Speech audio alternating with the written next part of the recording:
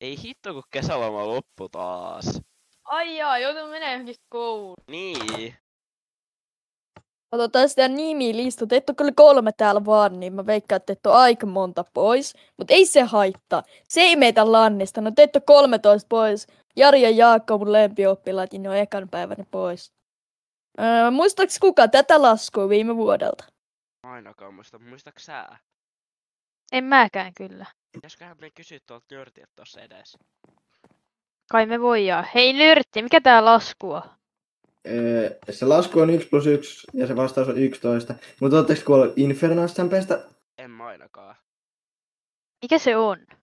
Siis se on tällä hetkellä yksi Suomen eeppisimmistä SMPstä. Näin me päätimme hakea Inferno SMPlle. Nauttikaa!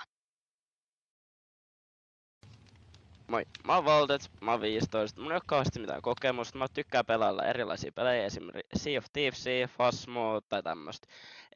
Ei mulla kauheasti SMP-kokemustakaan, koska on aika uusi peleis.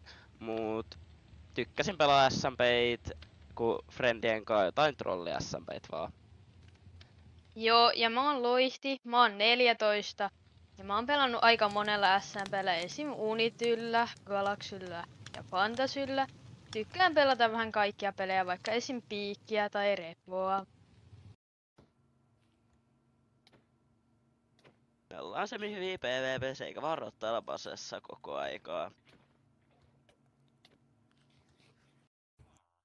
Me ollaan ihan hyvä grindaamaan.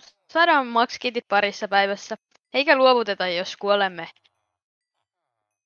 Tässä oli meidän hakemus Inferno SMPlle. Kiitos katsomisesta!